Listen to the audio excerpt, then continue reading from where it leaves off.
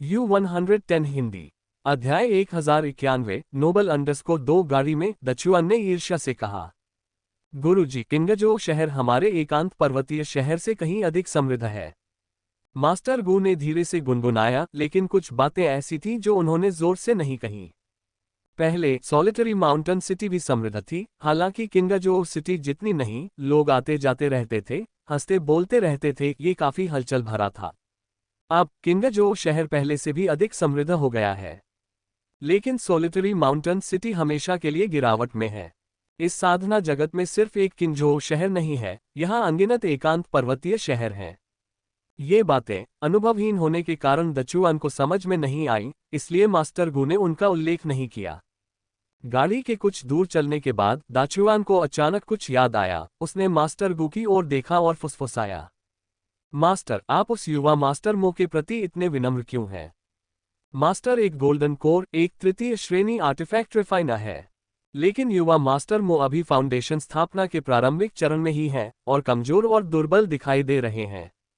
हालांकि दचुआन को लगा कि यंग मास्टर मो का सम्मान करना सही था। उसने सोचा कि मास्टर खुद को बहुत कम आंक रहे हैं, यहाँ तक कि किंगजो शहर की एक विशेष यात्रा करने के लिए, गू परिवार के यहाँ लंबे समय तक इंतजार करने के लिए, वह भी फूल आत्मा पत्थर के लिए, सिर्फ यंग मास्टर मो को भोजन के लिए आमंत्रित करने के लिए। दचुआन हैरान था। मास्टर गू ने उत्तर दिया, तुम समझ नहीं रहे हो। दचुआन ने फुसफुसाते हुए कहा, क्या यंग मास्टर मो की पहचान बहुत प्रतिष्ठित है? मास्टर गू ने एक पल सोचा, फिर अपना सिर हिलाया और भौहें चढ़ाते हुए कहा, मुझे यकीन नहीं है। दचुआन आश्चर्यचकित रह गया। मास्टर गू विचारों में खोए हुए बोले, मैंने अपने एक चचेरे भाई से कबीले में पूछताछ करने को कहा। ये युवा मास्टर मो अक्सर गू परिवार से मिलने आता है, लेकिन ऐसा लगता है कि वास्तव में उसका गू परिवार से कोई रक्त संबंध नहीं है। मैडम शांगुआन उन्हें महत्व देते हैं, लेकिन ऐसा लगता है कि वह न तो शांगुआन परिवार के रिश्तेदार हैं और न ही वेनरेन परिवार के। वह ताइक्सु गेट में शामिल हो गया है और एक लूज कल्टीवेटर होने का दावा करता है। ढीला किसान। दचुआन दंग रह गया। मास्टर गू ने थोड़ा सिर हिलाया, लेकिन दाचुआन हिचकिचाया, अगर वह वास्तव में एक ढीला ढाला किसान है तो क्या हमने बिना किसी कारण के सद्भावना नहीं दिखाई होगी? नहीं। मास्टर गू की आंखें सिकुड़ गईं। एक साधारण ढीले साधक को गू और शांगुआन दोनों परिवारों से इतना उदार व्यवहार कैसे मिल सकता है, और उसे ताइक्सु गेट के द्वार में कैसे स्वीकार किया जा सकता है? क्या होगा अगर वह वास्तव में एक ढीला किसान है?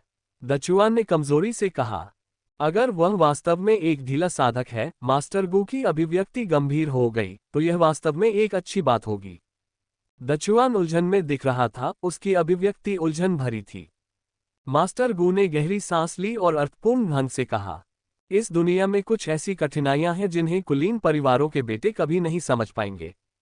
इसे व्यक्तिगत रूप से अनुभव किए बिना, इसे अपनी आंखों से देखे बिना, इसे जिए बिना वे कभी नहीं समझ पाएंगे। दाचुआन अभी भी उलझन में था, लेकिन कुछ समझकर उसने अपना सिर हिलाया। मास्टर गू की आंखें सिकुड़ गईं, क्योंकि महुआ की स्पष्ट और सहानुभूतिपूर्ण निगाहें उनके दिमाग में फिर से उभर आईं, और उन्होंने धीरे से कहा, ये युवा मास्टर सचमुच हमारा महान व्यक्ति हो सकता है। अल्पविराम। महुआ के संप्रदाय में वापस आने के बाद उसका मन कुछ भारी हो गया। उसे एहसास हुआ कि उसने एक समस्या को नजरअंदाज कर दिया था। वह हमेशा संप्रदाय, कुलीन परिवारों, विरासतों, पाप साधकों, दुष्ट साधकों, दानव साधकों, मानव तस्करों और दुष्ट ईश्वर पर केंद्रित रहा था। लेकिन उसे यह एहसास नहीं था कि कियानिक्स्यू राज्य सीमा के आसपास छोटे राज्य की सीमाओं और छोटे अमर शहरों में रहने वाले किसान वास्तव में कैसे रहते थे।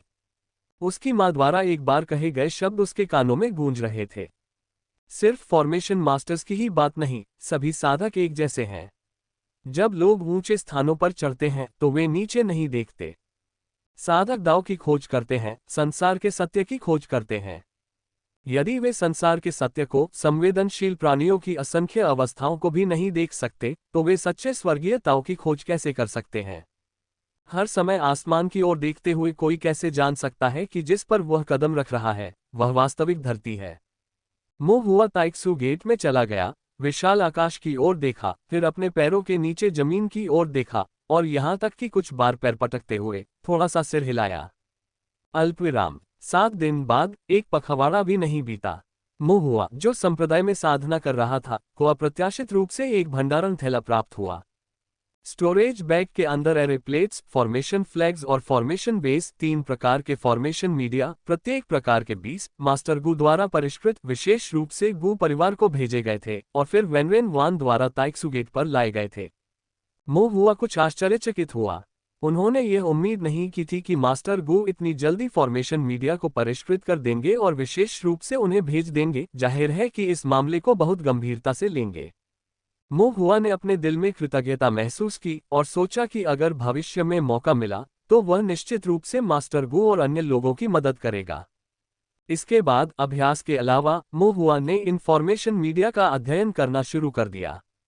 ये निर्माण माध्यम हालांकि नाजुक दिखते थे, लेकिन इनकी संरचना काफी सरल थी। एक फॉर्मेशन मास्टर के रूप में मो हुआ ने आर्टिफिस मैनुअल से इन्फॉर्मेशन मीडिया की नकल की थी, इसलिए वह उन्हें एक नज़र में समझ गया। संरचना का चित्र बनाना भी कठिन नहीं था। आखिरकार ये तो बस बुनियादी निर्माण माध्यम थे। मो हुआ ने कुछ चित्र बनाकर उनका इस्तेमाल करने की कोशिश की और जल्द ही उनसे परिचित हो गया। Divine sense control ink drawing ground into formation देखने में तो बहुत आकर्षक लग रहा था और फॉर्मेशन मीडिया तक सीमित भी नहीं था, लेकिन ये बहुत दिखावटी था। अगर इसका ज्यादा इस्तेमाल किया जाए और बहुत से लोग सतर्क हो जाएं, तो यह नुकसानदेह साबित हो सकता है। इस प्रकार मो हुआ ने भविष्य में फॉर्मेशन करने के लिए सामान्य फॉर्मेशन मीडिया का उपयोग करने की योजना बनाई, साथ ही फॉर्मेशन में अपनी स्वयं की प्रतिभा को छिपाने की भी योजना बनाई। अपने साथी शिष्यों के साथ बातचीत करते हुए एक नियमित फॉर्मेशन मास्टर के रूप में एकीकृत होने का प्रयास करना। दूसरों को लगातार चौंका देने से बचने के लिए तथा स्वयं के लिए स्पष्टीकरण को बोझिल बनाने से बचने के लिए फॉर्मेशन मीडिया को परिष्कृत किया गया और उन पर फॉर्मेशन बनाए गए। वे प्रारंभिक परीक्षण के लिए तैयार थे। मो हुआ ने गु चांगहुई से गुप्त रूप से संपर्क किया। अंकल गु, मुझे एक घृणित भगोड़े पाप साधक के बारे में सुराग मिला है जिसने हत्या की है। क्या आप मेरे लिए कोई इनाम जारी कर सकते हैं? गु चांगहुई ने जवाब देने से पहले काफी देर तक चुप रहे। तुम्हें ये सुराग कहाँ से मिला? मो हुआ, मैंने यह एक ताओवादी मित्र से सुना था, उसे गलती से पाप साधक का सुराग मिल गया था। गु चांगहुई, आपने जिस ताओवादी मित्र का उल्लेख किया, क्या वह सिर्फ आप ही नहीं है? मो हुआ ने इनकार किया, ये कैसे संभव है? गु चांगहुई जानता था कि अगर मो हुआ वास्तव में उससे परेशान करना चाहता है तो उसके मुंह से निकला एक भी शब्द सच नहीं होगा, इसलिए उसने आगे सवाल करने की जहमत नहीं उठाए और सीधे पूछा, कौन सा क्षेत्र, क्या नाम, उसने क्या किया? मो हुआ ने कहा, फाउंडेशन बिल्डिंग मिडिल स्टेज, जिसका उपनाम क्रॉसिंग रिवर ड्रैगन है। मुझे बस इतना पता है कि उसने लोगों को मारा है, इसके अलावा मुझे कुछ नहीं पता। अंकल गु, आप ताओवादी दरबार के रिकॉर्ड क्यों नहीं देखते और देखते कि उसने और कौन से बुरे काम किए हैं? गु चांगहुई चुप हो गया। इस समय उससे ऐसा महसूस हुआ जैसे मो हुआ पर्यवेक्षक था, जबकि वह मो हुआ के लिए काम करने वाला एक प्रवर्तन नेता था। लेकिन गु चांगहुई असहाय था, वह केवल स्वयं ही अभिलेखों को देख सकता था। मो हुआ ने धैर्यपूर्वक प्रतीक्षा की। थोड़ी देर बाद गु चांगहुई ने जवाब दिया, उसने कई बुरे काम किए हैं, पहाड़ पर लोगों को मारा है, नौक पार करते समय लूटपाट की है, निषिद्ध गोलियों की तस्करी की है। मो हुआ ने पूछा, क्या उसने कभी किसानों की तस्करी की है? गु चांगहुई ने कहा, मुझे इस तरह का कोई सबूत नहीं मिला है। मो हुआ को बहुत गुस्सा आया, ये व्यक्ति बहुत दुष्ट है। फिर उन्होंने कहा, मुझे लगता है कि उसे कम से कम 1000 मेरिट पॉइंट्स मिलने चाहिए। ये सुनकर गु चांगहुई क्रोधित हो गया। इस छोटे से शरारती बच्चे मो हुआ ने अपने गणनात्मक खेल की योजना इतनी अच्छी तरह से बनाई थी कि यहाँ तक कि क्यानेक्सुए राज्य सीमा में स्थित दाओ न्यायालय भी इसे सुन सकता था। क्या आप अपनी कीमत खुद तय करने की कोशिश कर रहे हैं? गु चांगहुई ने नाराजगी से कहा। मो हुआ ने उचित तर्क दिया, यह कोई कीमत तय नहीं कर रहा है, ये दुष्टों को दंडित करने और अच्छे लोगों को बढ़ावा देने का आह्वान कर रहा है। क्या ताओवादी न्यायालय को अतिरिक्त योग्यता अंक नहीं देने चाहिए और मेरे साथियों के साथ मिलकर इनाम लेने के लिए अच्छे काम की प्रशंसा नहीं करनी चाहिए ताकि बुरे काम करने वाले को दंडित किया जा सके? दुष्टों को दंड देना और अच्छे लोगों को बढ़ावा देना। गु चांगहुई अवाक रह गया। क्या आप इसे थोड़ा कहते हैं? शुरू से ही एक बड़ा हिस्सा यानी 1000 अंक मांगना। गु चांगहुई ने कहा, 500। मोहुआ चौंक गया। अंकल गु, आपकी तरह कौन मोल भाव करता है? एक ही झटके में आधा काट देता है। हालांकि उसने भी यही किया। 900। मोहुआ एक कदम पीछे हट गया। 500। गु चांगहुआई ने मोहुआ की योजना के अनुसार खेल नहीं खेला, कीमत को मजबूती से पकड़ रखा, हिलने को तैयार नहीं था। 800। 510। मोहुआ ने असहाय होकर कहा, अंकल गु, आप बहुत कंजूस हो रहे हैं। दाव न्यायालय के पर्यवेक्षक को एक बार में 10 मेरिट अंक जोड़ने से अपनी प्रतिष्ठा खोने की चिंता नहीं हुई। गु चांगहुआई विचलित रहे। यह आपको ये समझाने के लिए है कि मेरिट अंक प्राप्त करना कठिन है, प्रत्येक अंक बहुत कीमती है। मोहुआ ने गुस्से में कहा, ऐसा नहीं है कि मैंने पहले इनाम नहीं लिए हैं। मैं फाउंडेशन बिल्डिंग मिडिल स्टेज पर एक पाप कल्टीवेटर की कीमत के बारे में स्पष्ट कैसे नहीं हो सकता? कम से कम 750। 520। अल्पविराम। सौदेबाजी के एक दौर के बाद मोहुआ ने अंततः इनाम को 600 मेरिट पॉइंट्स पर तय किया। इसके अलावा, यदि उसके साथ अन्य पाप साधक यात्रा कर रहे हो या महत्वपूर्ण संबंधित सुराग हो, तो अतिरिक्त कीमत होगी। मोहुआ ने सिर हिलाया, फिर अनिच्छा से सहमति दे दी। इनाम के लिए 5 लोगों के बीच विभाजित 600 अंक, प्रत्येक के लिए 120 अंक हो गए। ये ठीक ठाक था। 100 या इससे अधिक अंक बहुत ज्यादा नहीं थे, लेकिन वह अधिकतम अंक ही हासिल कर सके। इसके बाद मोहुआ और गु चांगहुआई ने इस इनाम को जारी करने और इसे मोहुआ के हाथों में पहुंचाने के लिए षड्यंत्र करना शुरू कर दिया। कल रात 1 बजे ठीक समय पर ताओवादी न्यायालय अतिरिक्त शर्तों के साथ इनाम जारी करेगा। फाउंडेशन स्थापना, प्रारंभिक चरण, द्वितीय श्रेणी, एरे मास्टर, जल जेल तकनीक और छिपाव तकनीक, ये 4। आप तेजी से आगे बढ़ें। अगर कोई और इसे ले लेता है तो मुझे दोष न दें। गु चांगहुई ने मोहुआ को एक संदेश भेजा। फिर उन्होंने कहा, ये भी याद रखें, बाद में इस संदेश को हटा दें, कोई हैंडल न छोड़े। मोहुआ ने बार बार सिर हिलाया और गु चांगहुआई को जवाब दिया, चिंता मत करो अंकल गु, मैं इससे परिचित हूं, आपके लिए कोई सबूत नहीं छोड़ूंगा। गु चांगहुई, ये बच्चा ऐसे बात कर रहा है जैसे मैं उसके लिए कोई अपराध छुपा रहा हूं। गु चांगहुई ने आह भरी और फिर मोहुआ को नजरअंदाज कर दिया। मोहुआ ने गु चांगहुआई की जानकारी नोट की और फिर उसे मिटा दिया।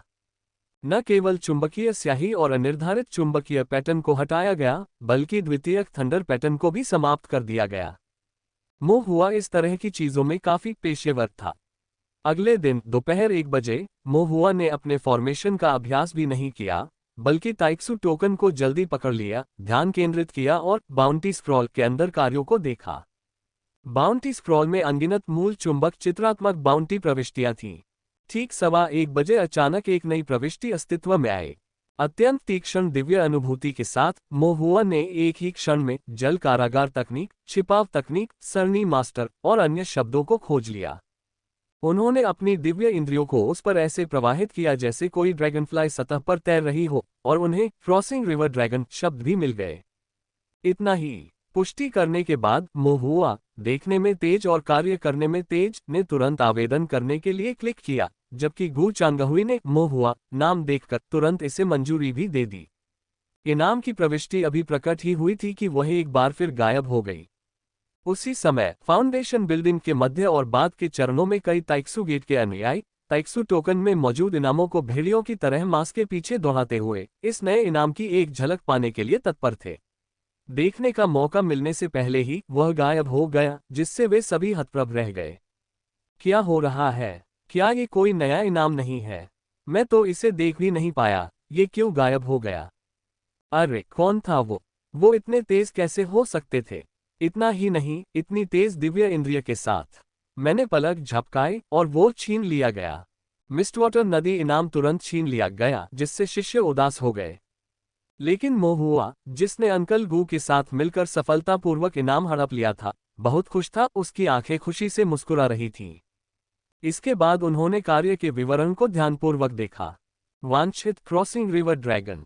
फाउंडेशन बिल्डिंग के मध्य चरण में एक पाप साधक जो जल प्रणाली कौशल, श्वेत तरंग कौशल का अभ्यास करता है। जल प्रबंधन में कुशल, अक्सर नदियों में छिपकर जहाजों को डुबोता और लोगों को मारता है, जिसका आकार जलभूत जैसा होता है। वह हुक्पंजा प्रकार की आध्यात्मिक कलाकृतियों का उपयोग करता है। इसकी उत्पत्ति अस्पष्ट है तथा मानक जल प्रणाली होने का संदेह है। आध्यात्मिक हथियार 3 जियाओ पंजे, जिनके पंजों पर जल विष लिपटा हुआ है। ध्यान दें, इस व्यक्ति की साधना तकनीक पानी में और भी मजबूत हो जाती है। जब तक बिल्कुल जरूरी न हो, अप्रत्याशित आपदाओं से बचने के लिए पानी में उसके साथ नजदीकी युद्ध में शामिल न हो। नीचे एक अतिरिक्त पंक्ति लिखी थी, उसे एक संरचना के साथ फंसाओ, उसे जमीन पर पकड़ लो, पानी को मत छुओ, फिर पकड़ने के लिए आगे बढ़ो। ये पंक्ति एक अतिरिक्त जोड़ थी।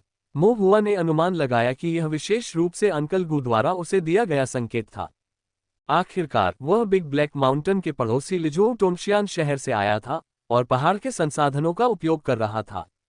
कियानिक्स्यू राज्य सीमा पर पहुंचने पर उनकी अधिकांश यात्राएं अभी भी पहाड़ों में ही थीं, और उन्होंने शायद ही कभी नदियों या जल श्रृंखला के साधकों से संपर्क किया हो। हालांकि अंकल गू हमेशा इतने ठंडे दिखते हैं मानो किसी ने उन्हें स्पिरिट स्टोन्स दिए हों, फिर भी वे कभी कभी बहुत विचारशील हो सकते हैं। मो हुआ ने खुद को सिर हिलाया। इनाम के अतिरिक्त एक दस्तावेज भी संलग्न किया गया था। तीसरे महीने के तीसरे दिन मिस्टवाटर नदी पर 6 व्यापारी नाव से नदी पार कर रहे थे। जैसे ही वे मिस्टवाटर नदी के निचले हिस्से में पहुंचे, उनकी नाव पलट गई और व्यापारी पानी में गिर गए। एक व्यक्ति की पानी में एक किसान ने गला घोंटकर हत्या कर दी, उसका गला फाड़ दिया। रक्त ने पानी को रंग दिया, जिससे पानी में रहने वाले कई राक्षस जानवर आकर्षित हुए, जिन्होंने शेष लोगों को मार डाला और खा लिया। 6 व्यापारियों में से कोई भी जीवित नहीं बचा। अपराधी द्वारा प्रयुक्त साधना तकनीक और हथियार के आधार पर ताओवादी न्यायालय ने निर्धारित किया कि यह व्यक्ति संभवतः कुख्यात पाप साधक है, जो नदियों के किनारे अपने जघन्य कृत्यों के लिए जाना जाता है। Crossing river dragon. मो हुआ ने दस्तावेज के मुख्य बिंदुओं पर ध्यान दिया और कई जल श्रृंखला संरचनाएं तैयार की। अगले दिन उसने चेंग मो को ढूंढा और सीधे मुद्दे पर आ गया। 600 मेरिट पॉइंट्स का इनाम है, जिसे बराबर बराबर बांटा जाएगा, प्रति व्यक्ति 120 मेरिट पॉइंट्स। संगति के कारण मो हुआ ने कोई रिश्वत नहीं ली। बेचारे चेंग मो और अन्य लोगों के लिए मात्र 10 या 20 मेरिट अंक अर्जित करना ही काफी कठिन था। मो हुआ को लगा कि जूनियर भाई होने के नाते उन्हें जूनियर भाइयों के इस समूह का ध्यान रखना चाहिए। 120 अंक। चेंग मो का मुंह खुला का खुला रह गया, वह अविश्वास से कुछ हद तक हैरान था। काफी समय हो गया था जब उसने 50 से अधिक अंक का इनाम लिया था। उन्होंने यह उम्मीद नहीं की थी कि मो हुआ की पहली चाल 120 अंक की होगी। चेंग मो हैरान था, लेकिन बहुत उत्सुक था। मो हुआ, यह इनाम तुम्हें कैसे मिला? आपको इसके बारे में पूछने की जरूरत नहीं है, मेरे अपने तरीके हैं। मो हुआ ने अपना सिर थोड़ा झुकाया, उसका व्यवहार सहज रूप से शांत और संयमित था। इस सहजता के भाव ने उसे चेंग मो की नजरों में और भी अधिक गहन और गूढ़ बना दिया। मो हुआ, आपके पास एक बहुत मजबूत समर्थक है। चेंग मो अपनी प्रशंसा व्यक्त करने से खुद को रोक नहीं सका। मो हुआ खुश नहीं था। तुम किस बारे में बात कर रहे हो? ओह, ठीक है। चेंग मो को तुरंत अपनी गलती का एहसास हुआ। इसका समर्थक होने से कोई लेना देना नहीं था। ऐसा इसलिए है क्योंकि आप जूनियर भाई कुशल और अच्छी तरह से जुड़े हुए हैं। चेंग मो ने प्रशंसा की। वो सड़कों पर घूम चुका था, सार्वजनिक बुलेटिन देख चुका था और कई इनामों पर दावा कर चुका था। वह अच्छी तरह जानता था कि ऊंची कीमत वाले इनाम पाना मुश्किल होता है। संप्रदाय के कई साथी सदस्य देख रहे थे, लेकिन वहां पर्याप्त लोग नहीं थे, और उनके साथ प्रतिस्पर्धा करने वाले और भी कई साधक थे जिनके पास गहन साधना, वरिष्ठता और अधिक अनुभव था। निष्पक्षता से कहें तो संप्रदाय की योग्यता अंक प्रणाली अपेक्षाकृत स्वतंत्र थी, जो बाहरी प्रभावों से अप्रभावित थी। ताओवादी न्यायालय के अधिकारी अपना कार्य निष्पक्षता से करते थे। प्रत्येक विधि व्यवस्थित और नियमों के अंतर्गत होनी चाहिए, जिसमें पक्षपात या धोखाधड़ी की कोई संभावना न हो। लेकिन मो हुआ फाउंडेशन स्थापना प्रारंभिक चरण में शामिल होने के केवल 1 वर्ष बाद ही वह कई वरिष्ठ साधकों को पीछे छोड़ते हुए 600 मेरिट अंकों का इनाम छीनने में सक्षम हो गया। पर्दे के पीछे बहुत कुछ चल रहा होगा। ताओवादी दरबार के साथ उसका संबंध कितना मजबूत रहा होगा। चेंग मो ने तो कल्पना करने की भी हिम्मत नहीं की। इस समय उसने मो हुआ को चमकदार चमक बिखेरते देखा। छोटे भाई, लो, एक मुर्गे की टांग लो। चेंग मो ने तुरंत श्रद्धांजलि पेश की। एक मूल्यवान रंगीन चिकन से बाहर से जला हुआ, अंदर से नर्म, मोटा और सुगंधित चिकन पैर। मो हुआ ने चिकन लेग को हक से स्वीकार किया और एक निवाला खाया। उसका स्वाद बना रहा, बहुत संतोषजनक। फिर भी उसने चेंग मो को याद दिलाया, यह इनाम बहुत खतरनाक है, तुम्हें इसके बारे में सोच लेना चाहिए। एक फाउंडेशन बिल्डिंग मिडिल स्टेज चालाक तरीकों के साथ पानी में कुशल पाप कल्टीवेटर से निपटना चेंगमो और अन्य लोगों के लिए आसान नहीं होगा। चेंगमो ने आत्मविश्वास से कहा, चिंता मत करो, मुझे पता है कि मैं क्या कर रहा हूं। 120 योग्यता अंक। यह एक ऐसा अवसर था जो कभी कभार ही आता है। दूसरों को तो शायद ऐसा जोखिम उठाने का मौका भी न मिले। ठीक है, मोहुआ ने सिर हिलाया, तो तुम सीटू और बाकियों के साथ तैयार हो जाओ। हम कल के आराम के अगले दिन निकलेंगे। कोई बात नहीं। चेंगमो तुरंत सहमत हो गया। अल्पविराम। जल्द ही विश्राम का दिन आ गया। कक्षा समाप्त होने के बाद मोहुआ शिष्य निवास पर चेंगमो और अन्य लोगों से मिला। कुल 5 लोग थे। मोहुआ के अलावा चेंगमो, सीटू जियान, हाओ झुवान और यांग कियानजुन भी थे।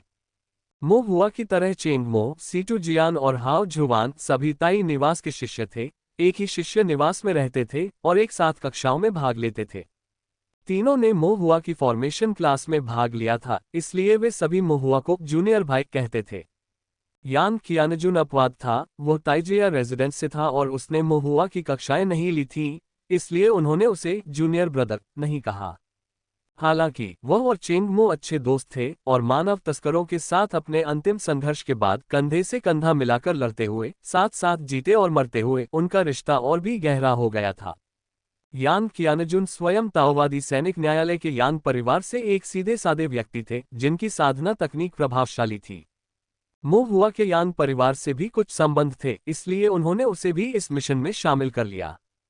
जहां तक यीली का प्रश्न है, वह विशुद्ध रूप से एक आध्यात्मिक साधक थे। जब शत्रुओं की अपेक्षा मित्र अधिक होते थे, तब भी वे अच्छे होते थे तथा दूर से भी मंत्रों का प्रयोग करने में सक्षम थे। एक बार संख्यात्मक रूप से नुकसान में होने के कारण और दुश्मन के करीब आने के साथ वह सबसे पहले नीचे गिराया गया था।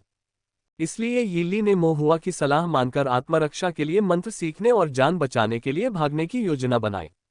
इस बार मोहुआ उसे साथ नहीं लाया। तैयारियां पूरी होने के बाद मोहुआ के नेतृत्व में 5 लोग मिस्टवाटर नदी की ओर बढ़े। रास्ते में मोहुआ ने बाकी लोगों के साथ एक बार फिर मुख्य बिंदुओं पर चर्चा की। इसमें क्रॉसिंग रिवर ड्रैगन की साधना तकनीक, आध्यात्मिक कलाकृतियां, आदतें और हत्या के सामान्य तरीके आदि शामिल हैं। चेंगमो और अन्य लोगों के चेहरे पर थोड़ी गंभीरता थी। वे आमतौर पर पुरस्कार के मामलों को स्वीकार करते हैं, लेकिन अधिकांश मामले फाउंडेशन स्थापना के प्रारंभिक चरण में पाप साधकों के खिलाफ होते हैं, मध्य चरण से ज्यादा नहीं। यदि ऐसा है भी, तो वे अपेक्षाकृत कमजोर हैं। या तो वे अभी मध्य चरण में पहुंचे हैं और उनकी साधना बहुत गहन नहीं है, या उनकी साधना तकनीक में कमी है, या उनकी ताओवादी कुशलताएं औसत दर्जे की हैं, और उनमें से कोई भी वास्तव में भयावह और जानलेवा नहीं है। लेकिन यह क्रॉसिंग रिवर ड्रैगन अलग है। इस प्रकार का व्यक्ति साधना जगत में अनुभवी होता है, वर्षों की साधना के बाद उसकी नींव मजबूत होती है और उसकी साधना तकनीक अद्वितीय होती है, तथा क्रूर रणनीति के साथ, चाहे वह हत्या हो या भागना, उसके पास प्रचुर अनुभव होता है। जिन किसानों से वे पहले मिले थे, वे उसी स्तर के नहीं हैं। एकमात्र तुलना उन काले कपड़े पहने अपहरणकर्ताओं के नेता से हो सकती है, जिनका उन्होंने पहले सामना किया था। वह काले कपड़े वाला नेता भी फाउंडेशन स्थापना के मध्य चरण में था और चेंगमो और अन्य लोगों की घेराबंदी का सामना करते हुए अभी भी इसे आसानी से संभालने में सक्षम था। अपने तमाम प्रयासों के बावजूद भी वे काले कपड़े पहने नेता को पकड़ने में असमर्थ रहे। वास्तव में, यदि मोहुआ काले कपड़े पहने नेता को दूर नहीं ले जाता, तो वे उस समय उसके हाथों मारे जा सकते थे। अंत तक उन्हें ये पता नहीं चला कि काले कपड़े पहने नेता कहाँ चले गए। ये सोचकर चेंगमो और अन्य लोगों को डर लगा, और अब संभावित रूप से खतरनाक क्रॉसिंग रिवर ड्रैगन का सामना करते हुए वे घबराहट महसूस करने से खुद को नहीं रोक सके। हालांकि मोहुआ काफी शांत लग रहा था। फाउंडेशन स्थापना के मध्य चरण में क्रॉसिंग रिवर ड्रैगन को देखना एक छोटा सा दृश्य था। पिछले वर्ष में पाप साधक जो उसके हाथों में पड़ गए, उनकी संख्या 90 से कम नहीं थी, बल्कि 100 से भी अधिक थी। बेशक उनमें से कुछ तो बस मामूली छोटी मोटी चीजें थीं, क्रॉसिंग रिवर ड्रैगन जैसी बहुत प्रसिद्ध नहीं, शायद कुछ दर्जन ही। बॉस जियान की सूची लगभग पूरी तरह से उसके कब्जे में थी, और ये क्रॉसिंग रिवर ड्रैगन भी उस सूची में शामिल व्यक्तियों में से एक था। ये सोचते हुए मोहुआ ने अपनी भौहें थोड़ी सी सिकोड़ लीं। उन्हें हमेशा लगता था कि इस सूची में कुछ गड़बड़ है। सूची में शामिल साधक प्रत्येक के पास अद्वितीय कौशल, सभ्य साधना और कुछ अग्निबुद्धक जैसे हैं, जिन्होंने निश्चित तकनीकों की साधना की जो द्वितीय श्रेणी राज्य सीमा में बेजोड़ हैं। बॉस जियांग, जो अभी फाउंडेशन स्थापना के शुरुआती चरण में है, उसके पास gold cutting imperial sword technique और 1 दर्जन अपहरणकर्ता भाइयों के साथ एक चाल होने के बावजूद इतनी कुख्यात सूची कैसे हो सकती है? यह अतार्किक था। मो हुआ को पहले ही संदेह हो गया था कि शायद ये सूची बॉस जियांग की नहीं है। लेकिन अगर बॉस जियांग नहीं तो फिर वह कौन हो सकता है? सूची में शामिल किसानों के बीच वास्तव में क्या संबंध है? इन नामों को इस तरह की जैद पर्ची में इतने गुप्त तरीके से क्यों दर्ज किया गया है? मो हुआ ने सूची निकाली और एक बार फिर ध्यानपूर्वक उसकी जांच की। उनमें से सबसे शक्तिशाली अग्निबुद्ध मर चुका था। शेष अधिकांश किसान या तो मर चुके थे या बंदी बना लिए गए थे। शेष बचे लोग या तो गायब थे या छिप गए थे और अब दिखाई नहीं दे रहे थे। उनके ठिकाने के बारे में बहुत कम सुराग बचे थे। एकमात्र व्यक्ति जिसने हाल ही में खुद को प्रकट किया था और फिर अपने पीछे एक निशान छोड़ा था, वह था crossing river dragon. Crossing river dragon को पकड़ने से कुछ सुराग मिल सकते हैं। चेंग मो और अन्य लोगों का परीक्षण करें। नए गठन मीडिया का प्रयास करें। तब मो हुआ ने अपना सिर थोड़ा ऊपर उठाया। उसकी निगाहें दूर तक फैली हुई थीं। वह गाड़ी की खिड़की से बाहर झांक रहा था, बाहर कियान राज्य के दृश्य को देख रहा था, चुपचाप सोच रहा था। ये भी देखने का समय है कि समृद्ध परिवारों और संप्रदायों के समूह के साथ समृद्ध कियानिक्स्यू राज्य की नींव वास्तव में कैसी दिखती है। मनुष्य को आगे बढ़ते रहना चाहिए, जैसे विशाल आकाश उड़ते हुए पक्षी को नहीं रोकता। मनुष्य को संसार को सद्गुणों से चलाना चाहिए, क्योंकि महान पृथ्वी घूमते हुए अजगर को अस्वीकार नहीं करती। जब साधकताओं की खोज करते हैं तो उन्हें न केवल आकाश की ओर देखना चाहिए, बल्कि कभी कभी अपना सिर झुकाकर धरती की ओर भी देखना चाहिए। अल्पविराम। घोड़ागाड़ी हवा के साथ चल रही थी। खिड़की के बाहर का दृश्य बदल रहा था। पता ही नहीं चला कि कितना समय बीत गया। हरी भरी पहाड़ियां पीछे हट गईं और सड़क के दोनों ओर एक विशाल और असीम नदी दिखाई देने लगी। पानी की सतह एक सपाट दर्पण की तरह विशाल धुंध में लिपटी हुई आकाश में विलीन हो गई। मिस्टवाटर नदी। यह एक नदी है जो कियानिक्स्यू राज्य के निकट कई छोटे राज्यों की सीमाओं तक फैली हुई है। इसका प्रवाह उपजाऊ है और यह मीलों तक फैली हुई है। एक हल्की हवा गुजरी जिससे हल्की लहर उठी और मिस्टवाटर नदी का ताज़ा और साफ पानी उनकी ओर आ गया। मो हुआ ने गहरी सांस ली। जैसे ही स्वच्छ हवा उसके सीने में प्रवेश कर गई, वह तरोताजा महसूस करने लगा। उसकी आत्मा उत्साहित हो गई। कई मील और यात्रा करने के बाद वे एक नौक क्रॉसिंग पर पहुंचे। नौक साधारण थी। कुछ स्पिरिट नौकाएं खड़ी थीं। साधक आ जा रहे थे, बिना रुके चढ़ और उतर रहे थे। मिस्टवाटर नदी की सतह चौड़ी थी तथा ऊपर और नीचे की ओर बहने वाले मार्ग दूर तक फैले हुए थे। साधक वास्तव में जल पार करने की कुछ तकनीकें सीख सकते हैं। अपने तलवों को आध्यात्मिक शक्ति से युक्त करके जल पर चल सकते हैं और नदी को ऐसे पार कर सकते हैं जैसे कि ठोस जमीन पर चल रहे हों। लेकिन ऐसी तकनीकों में बहुत अधिक आध्यात्मिक शक्ति खर्च होती है और जब ये शक्ति बीच में ही समाप्त हो जाती है तो वे पानी में डूब जाते हैं। सबसे खतरनाक तो नदी की तलहटी में छिपे विभिन्न राक्षस जानवर हैं। ये जलजनित राक्षस जानवर, जो विभिन्न श्रेणियों के होते हैं, पानी में पैदा होते हैं, शक्तिशाली होते हैं और मानव मांस की लालसा रखते हैं। पानी पार करते समय या डूबते समय जब किसी साधक पर जल राक्षस द्वारा हमला किया जाता है और उसे पराजित कर दिया जाता है, तो वे राक्षस जानवरों का शिकार बन जाते हैं। इसलिए अधिकांश साधक नदी को आत्मिक नाव से पार करना पसंद करते हैं तथा पानी में नाव का उपयोग करते हुए राक्षस जानवरों से बचाव करते हैं। स्पिरिट बोट जितनी बड़ी होगी, वह उतनी ही सुरक्षित होगी। नदी में मरने वाले 6 व्यापारी एक छोटी नाव पर थे, जिसमें संभवतः अच्छी सामग्री का उपयोग नहीं किया गया था और इसकी संरचना भी पर्याप्त मजबूत नहीं थी, इसलिए क्रॉसिंग रिवर ड्रैगन ने इसे तोड़ दिया। स्पिरिट बोट पलट गई और 6 लोग पानी में दब गए। जहां तक क्रॉसिंग रिवर ड्रैगन की बात है, तो पानी के अंदर स्वतंत्र रूप से घूमने और राक्षस जानवरों से बचने के लिए संभवतः उसके पास अपने ही अनोखे तरीके हैं। ताओवादी न्यायालय के अभिलेखों के अनुसार मो हुआ ने लगभग उस स्थान की पहचान की जहां 6 लोगों की मृत्यु हुई थी। ये नौक बिंदु के नीचे की ओर नदी का 20 ली विस्तार था। समूह ने गाड़ी से 20 ली और यात्रा की और नदी खंड के पास पहुंच गया। उन्होंने देखा कि नदी के दोनों किनारे जंगली घास से लदे हुए थे और उन पर पीले फूल बिखरे हुए थे। ऐसा लग रहा था जैसे दोनों छोर पर एक हरा कालीन बिछा हुआ हो। बीच में नदी का पानी जैद की तरह धीरे धीरे बह रहा था। दृश्य बहुत सुंदर और शांत था, ऐसा नहीं लग रहा था कि कहीं मृत्यु हो रही हो। चेंग मो ने मो हुआ की ओर देखा और धीरे से पूछा, मो हुआ, क्या तुम जानते हो कि वे 6 लोग कहाँ मर गए? मो हुआ ने गहरी निगाह से एक क्षण के लिए निरीक्षण किया और जलीय पौधों से भरे नदी के किनारे के क्षेत्र की ओर इशारा किया। वहां जैसे ही चेंग मो और अन्य लोग नदी के किनारे के करीब पहुंचे और विशाल जल सतह को देखा, वे सभी थोड़े भ्रमित लग रहे थे। वहां पानी के अलावा कुछ भी नहीं था। जलीय पौधे पानी में लहरा रहे थे, भले ही उन पर खून के धब्बे थे, पर वे बहुत पहले ही साफ हो चुके थे। हालांकि मुहुआ की आंखों में पानी की सतह पर वास्तव में धुंधली रक्त रंग की कर्म जंजीरें थीं। ये स्पष्ट था कि कुछ समय पहले ही यहाँ किसी की मृत्यु हुई थी और यह बहुत ही भयानक था। अब हम क्या करें, मो हुआ? चेंग मो ने पूछा। सीटू जियान और अन्य लोगों ने भी मो हुआ की ओर देखा। उनके पिछले अभियानों में स्पष्ट सुराग थे और लोगों को ढूंढना आसान था, जबकि अब कम सुराग थे, खुला जंगल था और किसी भी सुराग को पकड़ना मुश्किल था। मो हुआ ने एक क्षण विचार किया और कहा, ताओवादी दरबार के साधक ऊपर और नीचे दोनों ओर पहरा दे रहे हैं। क्रॉसिंग रिवर ड्रैगन को इस नदी खंड से बचकर निकलने में सक्षम नहीं होना चाहिए। क्रॉसिंग रिवर ड्रैगन द्वारा अपनाई जाने वाली साधना तकनीक व्हाइट वेव स्किल है, जो पानी को संभालने में कुशल है, जिसके अपने फायदे और नुकसान हैं। इसका लाभ यह है कि वह पानी के भीतर मछली की तरह है, नुकसान यह है कि पानी से बाहर आने पर उसकी ताकत बहुत कम हो जाती है।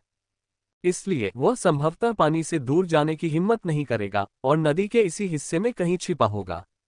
मो हुआ ने पहले से तैयार की गई कई एरे प्लेटें निकाली। इन एरे प्लेटों पर मैंने जल तरंग संरचना चित्रित की, जो पानी में आध्यात्मिक शक्ति के प्रवाह की निगरानी कर सकती है। इस बात से चिंतित कि वे समझ नहीं पाएंगे, मो हुआ ने बताया, यह पानी में सीनान संरचना या लघु युवान चुंबकीय संरचना का उपयोग करने जैसा है।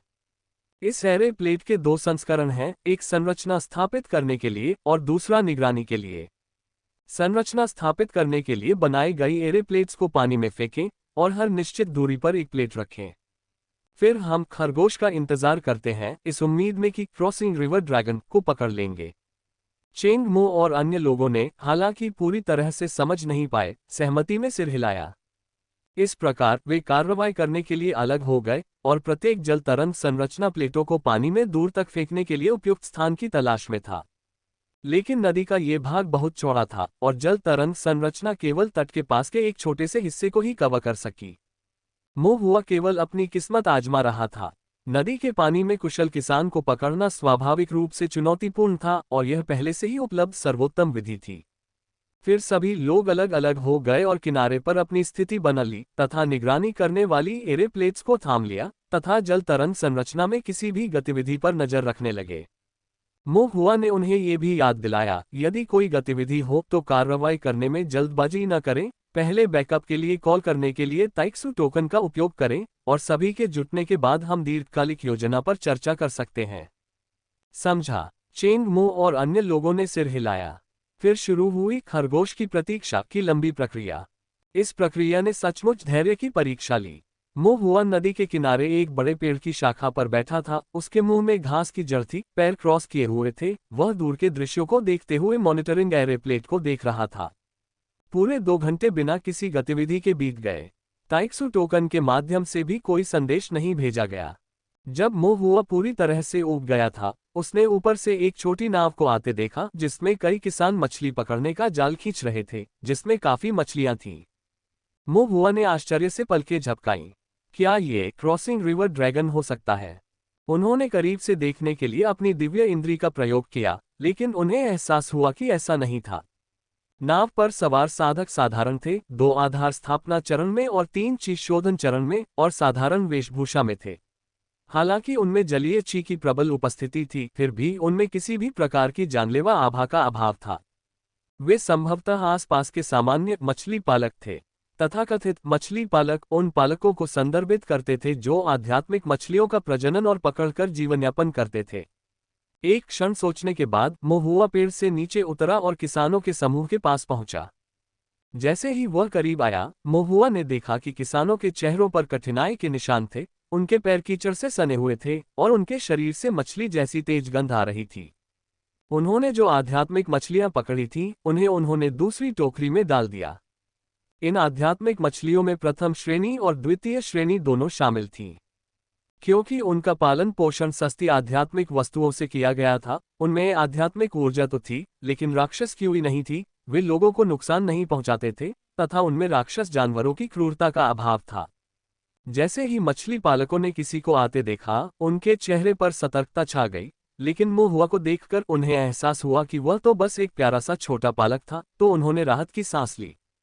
एक मित्रवत मछली पालक ने पूछा, युवक तुम कहाँ से हो? मुंह हुआ ने उत्तर दिया, मैं कियानिक्सु राज्य सीमा से आता हूँ। ये सुनकर उनके चेहरे पर कुछ आदर झलका, एक संप्रदाय का अनुयायी। मुंह हुआ ने सिर हिलाया। अद्भुत। एक वृद्ध मछली पालक ने कहा, कियानिक्सुए राज्य सीमा पर एक संप्रदाय में स्वीकार किए जाने के लिए आपकी प्रतिभा सर्वश्रेष्ठ में से एक होनी चाहिए। आपके पास भी एक उच्च स्तरीय आध्यात्मिक जड़ होनी चाहिए, है ना? खुद को रोक न पाने के कारण मुंह हुआ के गाल थोड़े लाल हो गए। मैं बस थोड़ा सा पीछे रह गया। मछली पालक ने कहा, यह अभी भी अविश्वसनीय है। अपने आध्यात्मिक मूल पर चर्चा करने के लिए उत्सुक न होने के कारण मोहुआ ने विषय बदल दिया, चाचा क्या आप सब मछली पकड़ रहे हैं? हाँ, वृद्ध मछली पालक ने सिर हिलाया। फिर कुछ उलझन में दिखते हुए उसने पूछा, युवक तुम यहाँ मिस्टवाटर नदी पर अकेले क्या कर रहे हो? मैं यहाँ मछली पकड़ने आया हूँ, मोहुआ ने सिर हिलाकर जवाब दिया। मछली? बूढ़ा मछली पालक हैरान सा दिख रहा था। ये बच्चा मछली पकड़ने वाली छड़ी या चारे के बिना कौन सी मछली पकड़ रहा है? ये सुनकर एक अन्य मछली पालक ने तुरंत हाथ हिलाकर कहा, बच्चे मछली पकड़ना बंद करो और जल्दी से चले जाओ। मुंह हुआ ने हैरान होकर पूछा, क्या हुआ? उस मछली पालक ने नीचे की ओर इशारा करते हुए कहा, हाल ही में लोग मर गए हैं, उनकी लाशें एक जल दानव द्वारा क्षत विक्षत कर दी गई हैं, जिससे उनकी पहचान नहीं हो पा रही है। अब कहा जा रहा है कि यह आदमखोर जलदानव अभी भी आसपास ही घूम रहा है। ओह, मुंह हुआ ने सिर हिलाया। ताओवादी न्यायालय ने सार्वजनिक रूप से बातें उजागर नहीं की, इसलिए इन मछली पालकों को सच्चाई का पता नहीं चला और वे केवल अफवाहें ही फैला सके। वे अब भी यही सोचते थे कि उन साधकों को पानी में खींच लिया गया है और एक जलदानव द्वारा खा लिया गया है। मछली पालक ने आह भरते हुए कहा, 6 मछलियां मर गईं, जिनमें एक युवा मालिक भी शामिल था। युवा स्वामी? मुंह हुआ ने आश्चर्य से पूछा, क्या यह नहीं कहा गया था कि वे 6 व्यापारी थे? मछली पालक ने अपना सिर हिलाया। यह एक युवा मालिक था जिसके बारे में अफवाह थी कि वह एक परिवार से है। परिवार? मुंह हुआ ने उत्सुकता से पूछा, कौन सा परिवार? एक और मछली पालक ने बुजुर्ग से कहा, पिताजी कैसा परिवार? ये तो बस एक तृतीय श्रेणी का परिवार है, न ऊंचा न नीचा और न ही परिवार की दहलीज तक पहुंचता है। बूढ़े मछली पालक ने नाराज होकर कहा, 3rd ग्रेड का क्या? वो परिवार कैसे नहीं है? अगर तुम मेरे मरने से पहले एक 3rd ग्रेड परिवार बसा सको तो मुझे सचमुच बिना किसी पछतावे के मरना पड़ेगा। नदी पार करने वाला ड्रैगन एक अन्य मछली पालक ने असहाय होकर कहा, ठीक है, मेरा बेटा बेकार है, गरीबी के जीवन के लिए अभिशप्त है, कुछ भी नहीं किया जा सकता है। उसने एक जीवंत आध्यात्मिक मछली के गिल को चुटकी से पकड़ा और उसे बांस की टोकरी में फेंक दिया। पिताजी जल्दी से काम पर लग जाओ, वरना जल्द ही जल राक्षस किनारे पर आ जाएंगे। इसके बाद बड़े मछली पालक ने अपना सिर नीचे कर लिया और काम करना जारी रखा। पास में क्यूई शोधन क्षेत्र में लगभग 10 साल का एक बच्चा जमीन पर प्रथम श्रेणी की छोटी मछली उठा रहा था। उसने अपना सिर उठाया और कहा, दादाजी 3rd ग्रेड होना भी बेकार है। 3rd ग्रेड परिवारों के वंशज अगर किसी संप्रदाय में शामिल भी हो जाएं, तो भी उन्हें धमकाया ही जाता है। बड़े मछली पालक चौंक गए। युवा क्यूई शोधन क्षेत्र मछली कृषक ने कहा, वास्तव में झू परिवार का तीसरा बेटा अपने दादा पर निर्भर है, जो गोल्डन कोर दायरे में है, लोगों को नीची नजर से देखता है, और जब वह हमारे साथ खेलता है तो हमेशा उच्च और शक्तिशाली होने का नाटक करता है। संप्रदाय में शामिल होने के बाद वह केवल बड़े परिवारों के शिष्यों के पीछे पीछे चल सकता था, पूरी तरह से अधीन, एक पालतू कुत्ते की तरह कभी भी अपनी पूर्व प्रतिष्ठा नहीं पा सका। कभी कभी जब संप्रदाय को अवकाश मिलता है और वह छुट्टियों में घर आता है, तो वह बिल्कुल मूक बधिर की तरह हो जाता है, आधे दिन तक एक शब्द भी नहीं बोलता है, और जब हम उसे खेलने के लिए बुलाते हैं तब भी वह हमारी उपेक्षा करता है। बड़े मछली पालक ने अपना सिर हिलाया और कहा, इसे संप्रदाय में शिक्षा प्राप्त करना, ज्ञान और शिष्टाचार सीखना कहते हैं। तुम छोटे बच्चे क्या समझते हो? कुलीन परिवार हजारों वर्षों से फलते फूलते रहे हैं, उनकी संतानें मनुष्यों में सर्वश्रेष्ठ हैं, और झूसान का इन स्वर्ग के चुने हुए पुत्रों के साथ एक ही संप्रदाय में अध्ययन करना उसका सौभाग्य है। जो व्यक्ति सीखने में असमर्थ है वह कुछ भी नहीं कर सकता। कुलीन परिवारों के वंशजों के साथ अध्ययन करना कभी गलत नहीं होता। युवा मछली पालक ने मुंह बनाया, लेकिन अपने दादा की बात का विरोध करने की हिम्मत नहीं जुटा पाया, इसलिए उसने ज्यादा कुछ नहीं कहा। जब बड़े मछली पालक ने अपनी बात समाप्त की तो उसने मुंह हुआ की ओर देखा और जल्दी से हाथ हिलाकर कहा, छोटे बच्चे, अपने छोटे शरीर के साथ जल्दी करो, अगर जल दानव तुम्हें पानी में खींच ले गया तो तुम्हारी जान जा सकती है। लेकिन मुंह हुआ को अभी बताई गई बात का विशेष ध्यान था, इसलिए उसने पूछा, सर, जल दानव द्वारा मारे गए 6 लोगों में क्या कोई यंग मास्टर भी था? बड़े मछली पालक ने सिर हिलाया। किस परिवार का युवा मास्टर? बड़े मछली पालक ने अपना सिर हिलाया और कहा, मुझे कैसे पता? ये तो पास के किसी परिवार का कोई गियोवाने है। बड़ा परिवार है या छोटा कबीला, मुझे पक्का नहीं पता। मुंह हुआ ने आश्चर्य से पूछा, मिस्टवाटर नदी में ये गियोवाने क्या कर रहा है? एक अन्य फाउंडेशन एस्टेब्लिशमेंट रियल मछली पालक ने मुस्कुराते हुए कहा, वह और क्या कर सकता है, बस मजे कर रहा है। मजा? मुंह हुआ हिचकिचाया। ये रूजर बोट है। इस फाउंडेशन स्थापना क्षेत्र मछली पालक ने अपनी बात पूरी भी नहीं की थी कि उसके पिता ने उसके कंधे पर थपथपाया और कहा, हर चीज के बारे में बात मत करो, तुम बच्चों को गुमराह कर दोगे। हालांकि सुनने और देखने में तेज मुंह हुआ ने फिर भी इन 3 शब्दों को नोट कर लिया। रूजर बोट। बड़े मछली पालक ने बस अपना हाथ हिलाया और कहा, ये कुछ भी नहीं है, तुम बच्चे अपनी साधना पर ध्यान दो, ऐसी बातें मत पूछो। जितना अधिक वह कुछ नहीं कहता, मुंह हुआ उतना ही अधिक जिज्ञासु होता जाता। मुंह हुआ ने कितना भी पूछा, मछली पालक ने कुछ नहीं कहा। अन्य मछली साधक भी व्यस्त होने लगे, मछली पकड़ने के जाल संभालने लगे, विभिन्न प्रकार की आध्यात्मिक मछलियों को टोकरियों में छांटने लगे तथा उन्हें अल्पविकसित संरचनाओं से सील करने लगे। यह उनकी आजीविका का साधन था। पूरा परिवार जीवित रहने के लिए इन आध्यात्मिक मछलियों पर निर्भर था। मुंह हुआ उन्हें ज्यादा परेशान नहीं करना चाहता था, लेकिन चूंकि उन्होंने पहले ही उससे बहुत कुछ बता दिया था और उसकी मदद की थी, मुंह हुआ को लगा कि उसे भी एहसान वापस करना चाहिए। उन्होंने चारों ओर नजर दौड़ाए और पाया कि अधिकांश मछली पकड़ने के जाल और मछली की टोकरियां कुछ पुरानी हो चुकी थीं तथा उन पर बनी संरचनाएं भी घिस चुकी थीं। मुंह हुआ ने थोड़ा अनुमान लगाया, फिर कहा, इन मछली पकड़ने वाले जालों पर बनी संरचनाएं 5 या 6 बार और इस्तेमाल करने के बाद टूट सकती हैं। क्या आप चाहते हैं कि मैं उन्हें ठीक करने में मदद करूं? कई मछली पालक आश्चर्यचकित रह गए।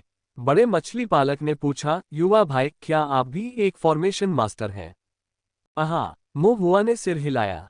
मुंह हुआ को देखते हुए बड़े मछली पालक की निगाहें और भी अधिक आश्चर्यचकित हो गईं और फिर कुछ शर्मिंदगी से कहा, हमारे पास आत्मा पत्थर नहीं है।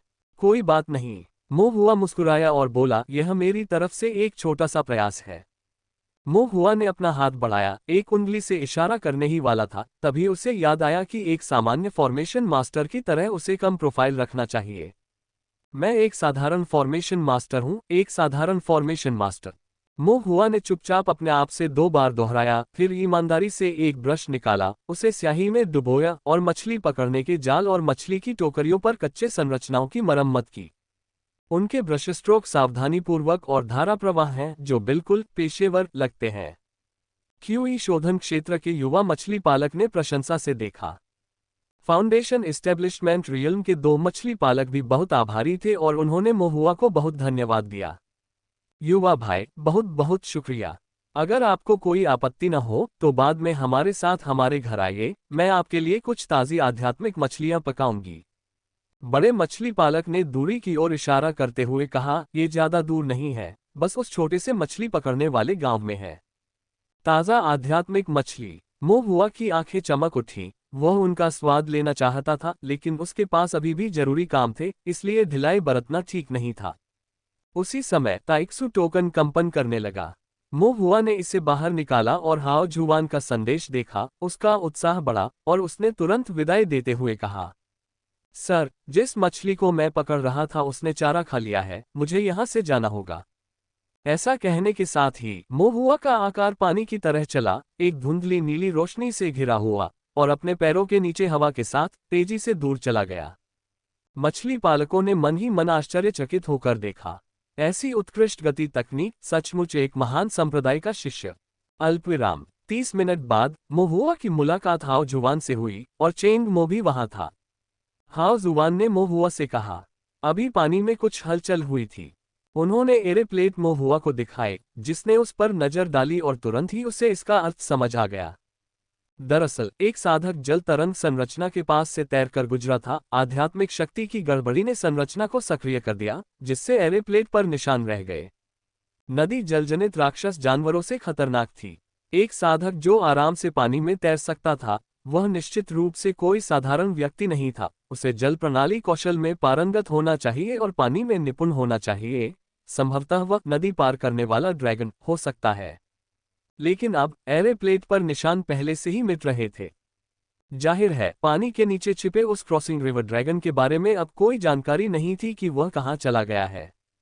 हमें क्या करना चाहिए? हाओ जुआन ने चुपचाप मोहुआ से पूछा।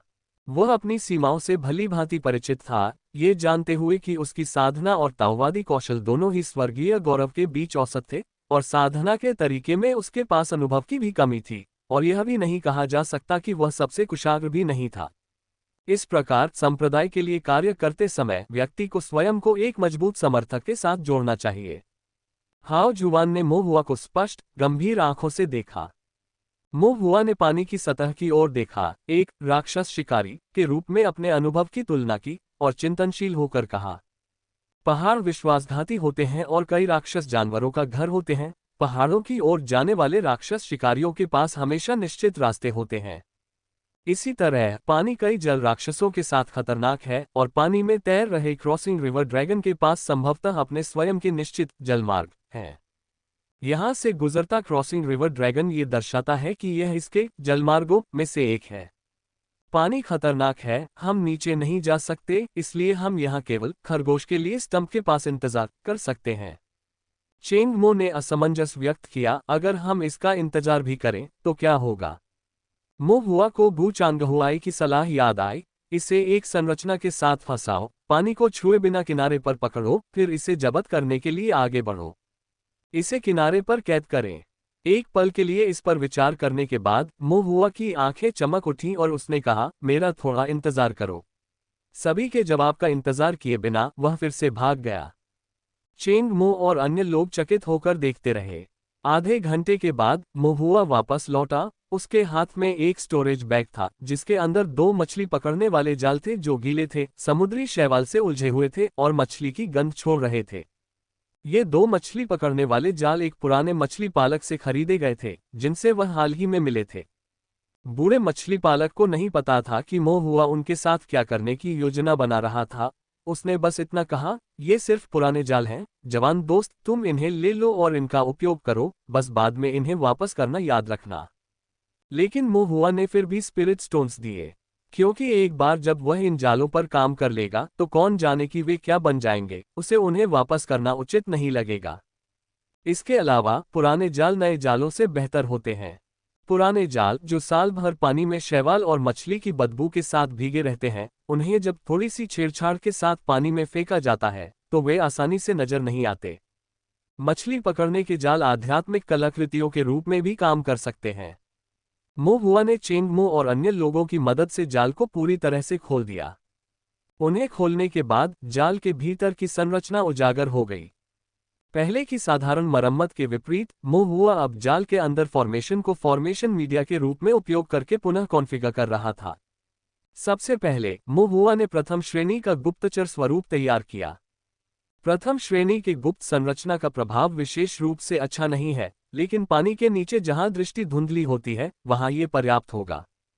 इसके अलावा मोहुआ ने द्वितीय श्रेणी 15 पैटर्न वाटर नेट फॉर्मेशन बनाया। एक द्वितीय श्रेणी 13 पैटर्न जल विष गठन, एक द्वितीय श्रेणी 14 पैटर्न यीमो बाइंडिंग फॉर्मेशन डूबने वाली संरचना के साथ, और इसी तरह। और अतिरिक्त सावधानी के लिए मोहुआ ने मछली पकड़ने के जाल में कुछ कांटेदार हुक भी लगाए और हुकों पर लकवा मारने वाला जहर भी लगाया। संरचनाओं की घनी श्रृंखला और हरे रंग के जहर ने चेंगमो और बाकी लोगों को रीढ़ की हड्डी में ठंडक महसूस कराई। तभी उन्हें मोहुआ के पहले के शब्दों का सही अर्थ समझ में आया। आगे की योजना बनाना स्वयं को स्थापित करना है, ऐसा करने में विफल होना आपदा को आमंत्रित करना है। एक बार जब तैयारियां हो गईं, तो मोहुआ ने चेंगमो और अन्य लोगों को पानी में जाल फैलाने के लिए एक साथ काम करने को कहा, जिससे क्रॉसिंग रिवर ड्रैगन के अपरिहार्य जलमार्ग को अवरुद्ध कर दिया गया। फिर मोहुआ ने निर्देश दिया, जब क्रॉसिंग रिवर ड्रैगन जाल में फंस जाए तो उसे तुरंत किनारे पर खींच ले। इसे किनारे पर खींचने के बाद इसे वहां के छोटे जंगल की ओर खींचते रहो, इसे नदी के किनारे के पास मत आने दो ताकि यह वापस नदी में कूदकर भाग न जाए। मोहुआ ने उन्हें छोटे जंगल में एक अच्छी जगह ढूंढने के लिए प्रेरित किया, सिर हिलाया और फिर एक एरे प्लेट निकाली और उसे जमीन में गाड़ दिया। चेंगमो ने आश्चर्य से अपना मुंह खोला, आप यहाँ भी एक संरचना स्थापित कर रहे हैं? बेशक, मोहुआ ने कहा, एक और फॉर्मेशन एक और रणनीति है जो हमारी सफलता की संभावनाओं को बढ़ाती है और जोखिम को कम करती है। जितनी अधिक गहन तैयारी होगी उतना ही बेहतर होगा, और स्वाभाविक रूप से जितनी अधिक संरचनाएं होंगी उतना ही बेहतर होगा। ओह! चेंगमो, जो लापरवाही से काम करने का आदी था, कुछ हद तक समझ गया और उसने अनिश्चितता से सिर हिलाया।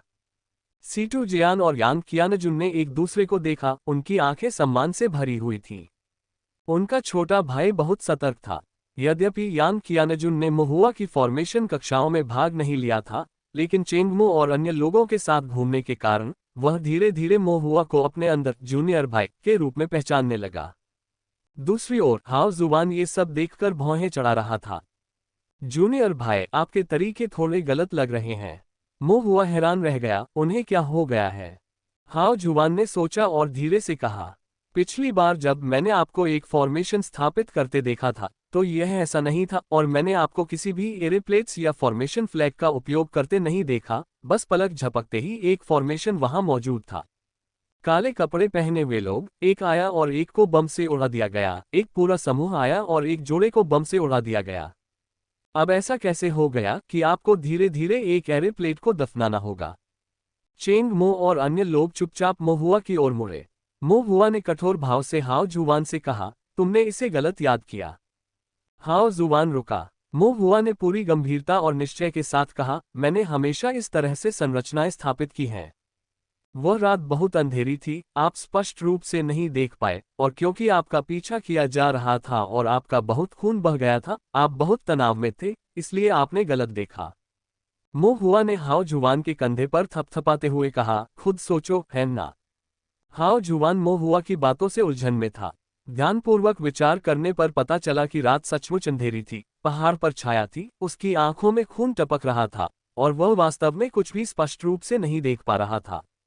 यदि मोहुआ एक संरचना को दफनाने के लिए जमीन पर दुबका हुआ होता। इतना गहरा अंधेरा था, मैं स्वयं तनाव में था और दूरी पर था, कुछ भी न देख पाना सामान्य बात थी। हाओ जुवान ने सिर हिलाया। अचानक उसे एहसास हुआ, जूनियर भाई, आप सही हैं, मैंने इसे गलत देखा होगा। मोहुआ ने संतुष्टि में सिर हिलाया। चेंगमो और बाकी लोगों को कोई संदेह नहीं था, वे संभवतः मोहुआ से बेहतर संरचनाओं को नहीं समझ सकते थे। संरचना स्थापित करने के बाद मोहुआ ने कुछ प्रमुख बिंदुओं का उल्लेख किया, फिर वे नदी के किनारे छिप गए और इंतजार करने लगे। वे शाम होने तक इंतजार करते रहे, सूरज पहाड़ियों के पीछे डूब गया और नदी सूर्यास्त की चमक से लाल हो गई, तथा उसमें एक भी लहर नहीं उठी। ड्रैगन_3 चेंगमो और अन्य, चाहे कितने भी सतर्क क्यों न हो, अंततः फीके पड़ने लगे, उनकी पलकें एक दूसरे से लड़ रही थीं, उनकी आत्माएं कुछ थकी हुई थीं। मोहुआ भी कुछ हद तक ऊब गया था, लेकिन वह जल्दी ही जमीन पर बैठ गया, अपना स्वयं का फॉर्मेशन बनाया और उसे मजे के लिए हल किया। हल करते समय मोहुआ अचानक रुक गया, मिस्टवाटर नदी की ओर देखा, उसकी दिव्य भावना पानी से आगे निकल गई, उसकी आंखें सिकुड़ गईं, उसने जोर से फुसफुसाया, वे आ रहे हैं। चेंगमो और उसके साथी उत्साहित हो गए और पहले से तय की गई बात के अनुसार तुरंत मछली पकड़ने वाले जाल की रस्सियों को पकड़ लिया। लेकिन मोहुआ के निर्देश को याद करते हुए उन्होंने पानी की सतह को देखने के लिए अपनी दिव्य इंद्रियों को मुक्त नहीं किया। चेंगमो और उनके साथी सभी फाउंडेशन स्थापना प्रारंभिक चरण में थे, जबकि crossing river dragon foundation building मध्य चरण में था। खेती में एक अंतराल था, जासूसी करने के लिए दिव्य सेंस को जल्दबाजी में जारी करने से पता चलने की संभावना थी। इसलिए वे युद्ध के लिए तैयार थे, बस प्रतीक्षा कर रहे थे। केवल मोहुआ ही अपनी दिव्य इंद्रिय का उपयोग करके पानी में हो रही गतिविधियों का निरीक्षण कर रहा था। एक सफेद विस्तार में पानी में सभी चीजें अपना प्राकृतिक रूप और रंग त्याग देती हैं तथा आध्यात्मिक शक्ति की अव्यवस्थित अवस्था में परिवर्तित हो जाती हैं। धुंधले रंगों के बीच एक लंबी मानव आकृति लहरों के साथ तैर रही थी, जो बाढ़ के अजगर और एक बड़ी सफेद मछली दोनों जैसी दिख रही थी। जब यह बड़ी सफेद मछली मछली पकड़ने के जाल में आराम से तैर गई, जो पानी में कीचड़ और घास के साथ पूरी तरह से मिश्रित हो गया, मोहुआ की आंखें चमक उठी। उसने फुसफुसाया, खींचो। चेंग मो और अन्य लोगों को संकेत मिला। उन्होंने तुरंत अपनी पूरी ताकत जुटाई और मछली पकड़ने का जाल झटका। मूलतः खाली पानी में अचानक प्रकाश का एक नीला हरा जाल दिखाई दिया। छिपा हुआ मछली पकड़ने का जाल दिखाई दिया। संरचना की परतें सक्रिय हो गईं, फिर तेजी से सिकुड़ गईं।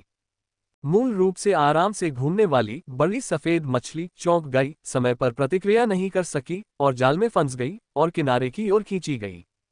बड़ी सफेद मछली ने उग्रता से संघर्ष किया, लेकिन पाया कि मछली पकड़ने का जाल अविश्वसनीय रूप से मजबूत था, जो संरचनाओं से घनी तरह से ढका हुआ था। हालांकि सभी संरचनाओं को नहीं जानते हुए भी छिपने, फंसाने और बांधने के लिए इकट्ठा किया गया था। यह एक कुशल संरचना मास्टर के हाथ से होना चाहिए। चाहे उसने कितना भी संघर्ष किया हो, वह बंधन से मुक्त नहीं हो सका। बड़ी सफेद मछली ने एक हुकदार पंजा आध्यात्मिक कलाकृति निकाली, जो मछली पकड़ने के जाल को फाड़ने की कोशिश कर रही थी। लेकिन जैसे ही वह संघर्ष कर रहा था, जाल में लगे कांटेदार हुक उसके मांस में चुभ गए थे। गति के कारण जहर उसके खून में रिस रहा था। शरीर लकवाग्रस्त हो गया था, एक क्षण के लिए भी हिलने में असमर्थ था। यद्यपि यह विषहिंसक नहीं था, फिर भी पक्षाघात केवल कुछ समय तक ही रहा। फिर भी इस संक्षिप्त समय में इसे मछली पकड़ने वाले जाल द्वारा नदी के किनारे पर फंसाया जा चुका था। मोहुआ ने किनारे से देखा, बस फॉर्मेशन की रोशनी टिमटिमाती हुई देखी। मछली पकड़ने का जाल पीछे हटा। डूबते सूरज की मंद चमक के नीचे एक बड़ी सफेद मछली को किनारे पर खींच लिया गया। ये मछली एक व्यक्ति थी, जिसका ऊपरी शरीर नंगा था, त्वचा पीली थी, भौहें धुंधली थीं, तथा चेहरे पर विचित्र आकृतियां थीं, जो जलदानव जैसी दिखती थीं। ये पाप कल्टीवेटर था, जिसे क्रॉसिंग रिवर ड्रैगन के नाम से जाना जाता था। जिस क्षण क्रॉसिंग रिवर ड्रैगन को किनारे पर खींचा गया, उसने जोर से गाली दी, कौन है वह काया जिसने मुझ पर घात लगाया है? मोहुआ ने बहस करने की जहमत नहीं उठाए, अपना हाथ हिलाया। चेंग मो और अन्य लोगों ने समझा, पिछली योजना का पालन किया। 4 लोग मछली पकड़ने के जाल की रस्सियों को खींचते हुए किनारे पर छोटे से उपवन की ओर घसीटते रहे। एक बार किनारे से दूर उपवन में नदी के बिना ड्रैगन नदी को पार करना अब एक ड्रैगन नहीं था, बल्कि केवल एक कीड़ा था। क्रॉसिंग रिवर ड्रैगन को भी यह बात स्पष्ट रूप से समझ आ गई। इस समय उसके खून में जहर कम हो रहा था। हाथ और पैर अब सुन्न नहीं थे। वह अभी भी अपने ऊपर पानी ले जा रहा था, जिससे उसकी साधना तकनीक पूरी ताकत से प्रवाहित हो रही थी। नदी पार करते हुए ड्रैगन ने अपनी पूरी ताकत लगा दी, 3 जियाओ हुक्स के जोरदार प्रहार के साथ, लेकिन मछली पकड़ने का जाल हिला तक नहीं। अरे, ये कैसा जाल है? नदी पार करते हुए ड्रैगन ने चुपचाप शाप दिया और एक बार फिर जाल के किनारों पर वार करने के लिए तीखे 3 जियाओ हुक का इस्तेमाल किया। अंततः उन्होंने जाल की संरचना में एक कमजोर स्थान ढूंढ लिया, जिससे एक दरार बन गई। नदी पार करते हुए ड्रैगन का शरीर पानी में विलीन हो गया। एक जियाओ ड्रैगन की तरह वह मछली पकड़ने के जाल के बंधन से बचने की कोशिश करते हुए अंतराल के माध्यम से निचोड़ा। जैसे ही वह आधा रास्ता तय कर चुका था, मोहुआ को यह बात समझ आ गई। मोहुआ ने अपनी उंगली से इशारा करते हुए क्रॉसिंग रिवर ड्रैगन को जल जेल तकनीक से फंसाने का इशारा किया। नदी पार करते हुए ड्रैगन ने ठंडे स्वर में कहा, जल प्रणाली मंत्र, तुम्हें लगता है कि तुम मुझे फंसा सकते हो?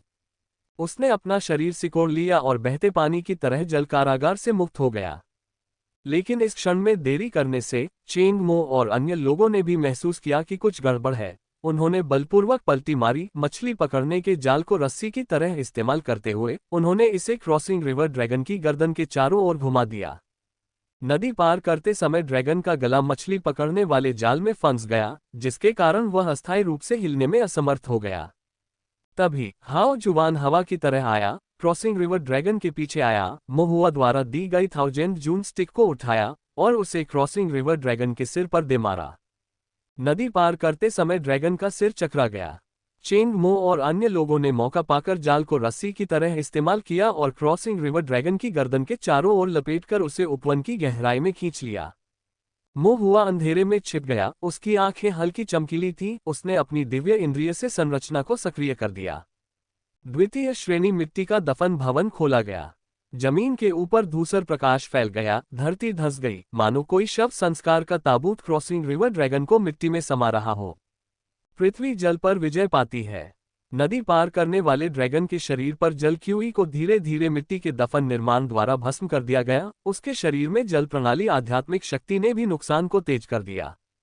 हर मोड़ पर निशाना साधा जाता, कदम दर कदम पर हमला किया जाता, दूसरों के जाल में और अधिक फंसता जाता। उसके हृदय में भारी निराशा की भावना उमड़ती जाती। नदी पार करते हुए ड्रैगन का चेहरा पीला पड़ गया और वह गुस्से से गाली देने लगा। धिक्कार है, तुम कौन हो? क्या आप ताओवादी दरबार के घुड़दौड़ कुत्ते हैं, या फिर आप अंडरवर्ल्ड से आए दोस्त हैं? किसने ये संगठन स्थापित किया? किसने गुप्त रूप से मेरे विरुद्ध षड्यंत्र रचा?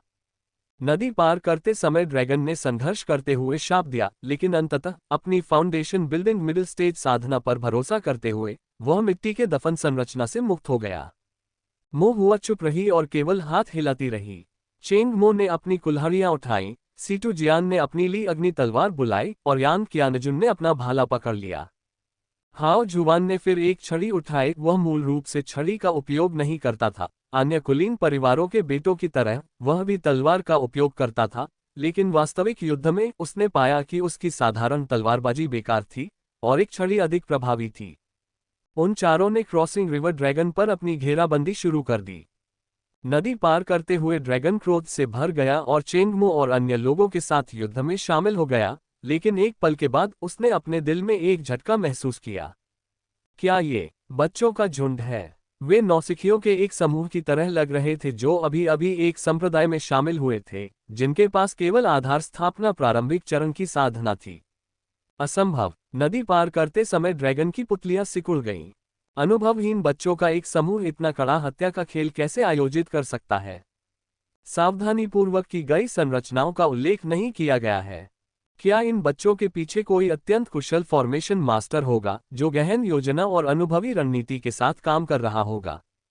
ये व्यक्ति कौन था? क्या उसने ताओवादी दरबार से पुरस्कार पाने के लिए, संप्रदाय से योग्यता अंक पाने के लिए, बदला लेने के लिए, या शायद उसे मारने की साजिश रची थी? वह मेरा रहस्य जानता था। क्रॉसिंग रिवर ड्रैगन की रीढ़ में ठंडक दौड़ गई। उसने भाग जाने के बारे में सोचा, लेकिन बहुत देर हो चुकी थी और उसके पास कोई मौका नहीं था। चेंग मो और अन्य लोग कोई आसान लक्ष्य नहीं थे। यदि वह अपने चरम पर क्रॉसिंग रिवर ड्रैगन होता, पानी में छिपता और तूफान मचाता, तो वे निश्चित रूप से उसके मुकाबले में नहीं होते। लेकिन अब जबकि क्रॉसिंग रिवर ड्रैगन जमीन पर था, एक भूमि ड्रैगन बन गया था, महुआ की संरचनाओं से कमजोर हो गया था, उसकी क्षमताएं बहुत कम हो गई थीं, वह चेंगमो और अन्य लोगों के लिए कैसे मुकाबला कर सकता था? मो हुआ ने कोई कदम नहीं उठाया, केवल छिपकर एक बड़े पेड़ पर बैठ गया, क्रॉसिंग रिवर ड्रैगन की गतिविधियों पर नजर रखी तथा उसके भागने से बचने के लिए उसकी रक्षा की। बाकी का काम निश्चित रूप से चेंगमो और उसके साथी संभाल सकते हैं। दरअसल आधे घंटे के भीतर हाओ जुवान अचानक हिल गया और क्रॉसिंग रिवर ड्रैगन का दाहिना हाथ तोड़ दिया। नदी पार करते हुए ड्रैगन दर्द से चिल्लाया क्योंकि 3 जियाओ पंजे एक झटके के साथ जमीन पर गिर गए। यान कियानजुन ने अवसर का लाभ उठाते हुए क्रॉसिंग रिवर ड्रैगन के बाएं पैर में भाला मारा, जबकि सीटू जियान ने ली फायर तलवार से क्रॉसिंग रिवर ड्रैगन के दाहिने पैर को भेद दिया।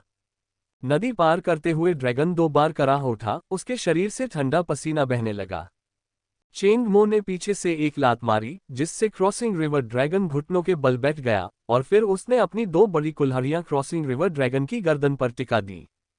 इस प्रकार मिस्टवाटर नदी के पास पानी के भीतर हत्याओं के लिए कुख्यात फाउंडेशन बिल्डिंग मध्य स्टेज क्रॉसिंग रिवर ड्रैगन को दबा दिया गया। युद्ध में भाग लेने वाले लोग राहत की सांस लेने से खुद को नहीं रोक सके। मो हुआ ने सिर हिलाया, खुद को दिखाने के लिए वह क्रॉसिंग रिवर ड्रैगन को फॉर्मेशन आयरन प्लेट का अनुभव कराना चाहती थी, जिसे उसने कई बार दोहराया और सुधारा था, ये देखने के लिए कि क्या वह क्रॉसिंग रिवर ड्रैगन के मुंह से कुछ रहस्य जान सकती है। लेकिन इससे पहले कि वह पेड़ से नीचे कूद पाती, उसकी निगाहें अचानक ठंडी पड़ गईं और उसने सख्त चेतावनी दी। चेंग मो, सावधान! चेंग मो शब्दों से चौंक गया, फिर उसने खतरे को भांप लिया और तेजी से बगल की ओर मुड़ गया तथा अपने 2 बड़े कुल्हाड़ियों को अपने सामने ले आया। दूर से एक तेज सुनहरी तलवार क्यू आई, जो तुरंत हवा में चीरती हुई चेंग मो की कुल्हाड़ी पर जा लगी। स्वर्णिम प्रकाश दीप्तिमान था, तलवार क्यूई स्पष्ट और शुद्ध थी। चेंग मो की बड़ी कुल्हाड़ी ने तलवार क्यूई को रोक दिया, लेकिन अवशिष्ट आध्यात्मिक शक्ति ने अभी भी उसके हाथों को सुन्न कर दिया और वह 3 कदम पीछे हट गया। चेंग मो अब दृढ़ता से खड़ा था और हैरान और क्रोधित था। उसने शाप दिया, छाया से हमला करने वाला ये कमीना कौन है? जबान संभालो। दूर से एक युवा लेकिन उदास आवाज आई। कुछ ही क्षणों बाद साधकों का एक समूह धीरे धीरे आगे बढ़ा। उनके आगे एक युवक चल रहा था जो सुनहरे ब्रोकेड से सुसज्जित था। उसकी त्वचा गोरी थी लेकिन उसकी आंखें घमंडी थीं। इन बदमाशों ने इस युवा मालिक के शिकार को छीनने की हिम्मत भी की। काला हाथ मिस्टवाटर नदी के किनारे छोटे से उपवन में घायल क्रॉसिंग रिवर ड्रैगन जमीन पर घुटनों के बल बैठ गया। चेंग मो और अन्य 3 लोग अपने सामने वाले समूह के साथ गतिरोध की स्थिति में खड़े थे। उनके चेहरे पर भारी भाव थे। सुनहरे कढ़ाईदार वस्त्र पहने वह युवक अहंकारी मुस्कान के साथ वहां खड़ा था। उसके साथ 6-7 युवा किसान घृणा भरे भाव से उसे घूर रहे थे। सुनहरे वस्त्र पहने ये युवक और उसके साथ खड़े सभी साधक बिना किसी अपवाद के फाउंडेशन बिल्डिंग मध्य चरण के साधक थे। मो हुआ एक पेड़ की शाखा पर अदृश्य रूप से बैठा हुआ था। कुछ क्षण विचार कर रहा था, फिर उसने जल्दबाजी में अपना परिचय न देने का निर्णय लिया। चेंग मो, जिस पर सुनहरे वस्त्र पहने युवक ने घात लगाकर हमला किया था, तलवार की रोशनी को रोकने में कामयाब रहा, लेकिन उसके रक्त की में अशांति के कारण वह क्रोधित हो गया और उसने थूका, आपके लोग कौन हैं? सुनहरे वस्त्र पहने युवक ने व्यंग्य किया, तुम जानने के योग्य नहीं हो। सीटू जियान की निगाहें तेज हो गईं और उसने गंभीरता से कहा, सेवेर गोल्ड सैक्ट। अभी जो तलवार क्यूई थी वह उनके संप्रदाय की सेवेर गोल्ड स्वॉर्ड कंट्रोल जीव थी। सीटू जियान तलवारबाजी का अभ्यासी होने के नाते कियान विद्या राज्य सीमा के प्रमुख तलवार दाव संप्रदायों से परिचित था। उसे तलवार चलाने की कई विशिष्ट तकनीकों की सामान्य समझ थी, भले ही उसने उन्हें स्वयं नहीं सीखा था। मो हुआ, जो अभी भी पेड़ पर छिपा हुआ था, क्षण भर के लिए स्तब्ध रह गया। स्वर्ण संप्रदाय को अलग करें? कोई आश्चर्य नहीं। उसे लगा था कि तलवार क्यों किसी तरह जानी पहचानी है। बाद में पता चला कि यह सैक्ट स्वॉर्ड तकनीक सेवरिंग गोल्ड स्वॉर्ड कंट्रोल जीव थी, जो उसने बॉस जियांग से हासिल की थी।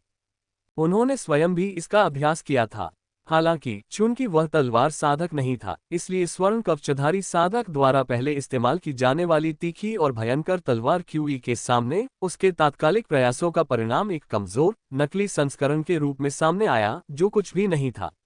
ये बात उसके दिमाग से निकल गई थी। सेवर गोल्ड सैक्ट। मो हुआ की निगाहें सुनहरे वस्त्र पहने युवक और उसके साथियों पर पड़ी। उनकी अभिव्यक्ति विचारमग्न थी। सुनहरे वस्त्र पहने युवक की पहचान उजागर होने पर वह और भी अधिक घमंडी हो गया। ओह, मेरे संप्रदाय की स्वर्ण तलवार क्यूई को पहचानकर कम से कम तुमने कुछ विवेक तो दिखाया। यांग कियानजुन ने ठंडी सांस ली। उसकी निगाहें बर्फीली थीं। सोना संप्रदाय को अलग कर दिया तो क्या हुआ? हम ताओवादी दरबार के इनामी अभियान पर हैं और संप्रदाय के आदेशों का पालन कर रहे हैं। क्या तुम सचमुच इसे जबरदस्ती छीनने की योजना बना रहे हो? सुनहरे वस्त्र पहने युवक ने उपहास किया, आप एक इनाम मिशन पर हैं और आपको लगता है कि हम नहीं हैं। अपनी आस्तीन लहराते हुए उसने डुआन जियांगलों की ओर इशारा किया, ये जानवर, हम कई दिनों से इसका पीछा कर रहे थे, इसे पूरी तरह से घेर लिया था। जैसे ही हम जाल बंद करने ही वाले थे, तुम छोटे छोटे बदमाश कूद पड़े, हमसे पहले ही इसे पकड़ लिया और हमारी योग्यता छीन ली। बताओ, क्या ये तुम्हारे शिष्टाचार की कमी नहीं थी? उन्हें सच्चाई को तोड़ मरोड़ कर पेश करते देख चेंग मो गुस्से से चिल्ला उठा, बकवास! तुमने तो ढेर सारी बकवास ट्रैक की है। तुम बस श्रेय छीनने की कोशिश कर रहे हो अपने नहीं, जो चेहरे जैसा दिखता है लेकिन साफ तौर पर तुम्हारी गांड है, उस पर सोने की एक परत चढ़ा रहे हो। सुनहरे वस्त्र पहने युवक थोड़ा सा शर्मा गया। उसके चेहरे पर क्रोध और अपमान भरा हुआ था। विशेषाधिकार और प्रतिष्ठा में जन्मे होने के कारण वह अपने संप्रदाय में भी पूजनीय थे। उन्हें पहले कभी इस तरह का उपहास नहीं सहना पड़ा था और उनकी निगाहें एक खतरनाक तीक्ष्णता लिए हुए थीं। तुम छोटे कमीने, मौत को दावत दे रहे हो। चेंग मो बिना किसी डर के अडिग रहा। यांग कियानजुन ने उसका भाला कसकर पकड़ लिया और सीतू जियान ने दृढ़ता से घोषणा की, तुम एक कुलीन परिवार के बेटे हो, लेकिन हम भी तो हैं। तुम्हारा एक संप्रदाय है, हमारा भी। क्या तुम हमें यहाँ जंगल में मार डालना चाहते हो? सुनहरे वस्त्र पहने युवक थोड़ा लड़खड़ाया। उसका चेहरा तमतमा गया। उसकी हिम्मत नहीं हुई। यदि वे सामान्य अनाधिकृत साधक होते तो वह बिना किसी हिचकिचाहट के उन्हें मार सकता था और जब ताओवादी न्यायालय में दस्तक होती तो दोष किसी बलि के बकरे पर डाल सकता था। दोष से बचने के हमेशा ही तरीके मौजूद थे, लेकिन एक पारिवारिक साधक या संप्रदाय के शिष्य की हत्या करना एक अलग मामला था। इसका समाधान इतनी आसानी से नहीं हो सकता था। उनके बगल में एक युवा किसान ने तुरंत ही प्रसन्नतापूर्वक कहा, मिस्टर जिन, उन्हें मारने से आपके हाथ गंदे हो जाएंगे। हमें आपकी तरफ से कार्रवाई करने दीजिए। हम कुछ पसलियां तोड़ देंगे और उन्हें बुरी तरह से बेइज्जत कर देंगे। अगर वे शिकायत करने के लिए वापस भी दौड़ेंगे तो वे केवल खुद को ही अपमानित करेंगे। एक और व्यक्ति ने व्यंग्यात्मक लहजे में कहा, बिल्कुल, इन नौसिखियों को सबक सिखाओ। उन्हें बता दो कि दुनिया उनसे समझदारी की उम्मीद करती है। वे गलत लोगों को भड़काने का जोखिम नहीं उठा सकते। सुनहरे वस्त्र पहने युवक, जिसे मिस्टर जिन कहा जाता था, ने सिर हिलाया और ऊपर से उनकी ओर देखते हुए कहा, ठीक है, मैं छोटा बनने वालों में से नहीं हूं। घुटनों के बल बैठे क्रॉसिंग रिवर ड्रैगन की ओर ठंडी नजरों से देखते हुए उसने कहा, हमारे शिकार को छोड़ दो, फिर मुझसे माफी मांगो और मैं बीती बात भूलकर तुम्हें जाने दूंगा, वरना। श्री जिन की मुस्कान विचित्र हो गई। उनके शरीर पर हल्की सुनहरी तलवार की हुई लहराने लगी। मुझे असभ्य होने के लिए दोष मत दो, और तुम्हारे माध्यम से तुम्हारे संप्रदाय को अपने शिष्यों को अनुशासित करना सिखाने के लिए। चेंग मो उसके दबंग रवैये को बर्दाश्त नहीं कर सका और उसे फिर से कोसने ही वाला था कि ताइक्सू टोकन अचानक कांप उठा। उसे बाहर निकालकर देखने पर उसने एक शब्द देखा, छुट्टी। यह मो हुआ द्वारा भेजा गया था। सीटू जियान और अन्य लोगों को भी यही संदेश मिला। एक दूसरे की ओर देखते हुए और चुपचाप सहमति जताते हुए उन सभी ने धीमे से सिर हिलाया। श्री जिन ने उनके टोकन देखे। उनकी भौहें सिकुड़ गईं। आप ताइक्सू संप्रदाय के शिष्य हैं। आमतौर पर चेंग मो और समूह मिशनों को अंजाम देते समय नागरिक कपड़े पहनते थे तथा ताइक्सू संप्रदाय के ताओवादी वस्त्रों से बचते थे। यद्यपि श्री जिन को संदेह था कि वे संप्रदाय के अनुयायी हैं, लेकिन उन्हें शुरू में ये पता नहीं था कि वे किस संप्रदाय से संबंधित हैं। चेंग मो ने अपनी ठुड्डी उठाई, ये सही है, अब डर गए हो, है ना? श्री जिन ने मजाकिया अंदाज में हंसते हुए कहा, ताइशू संप्रदाय, ये तो 4 महान संप्रदायों में से एक भी नहीं है। क्या तुम्हें लगता है कि हम सेवक गोल्ड संप्रदाय तुमसे डरते हैं? आगे श्री जिन की मुस्कान अर्थपूर्ण हो गई। आपका ताइक्सू संप्रदाय नियमों के प्रति ढीला है। इसके अनुयायियों में कोई महत्वाकांक्षा नहीं है। आपकी तलवारबाजी हर साल कमजोर होती जा रही है और आप 8 महान द्वारों में अपना स्थान पहले ही खो चुके हैं। इस दर पर यह केवल समय की बात है कि हमारा सेवक गोल्ड सेक्ट आपकी जगह ले लेगा।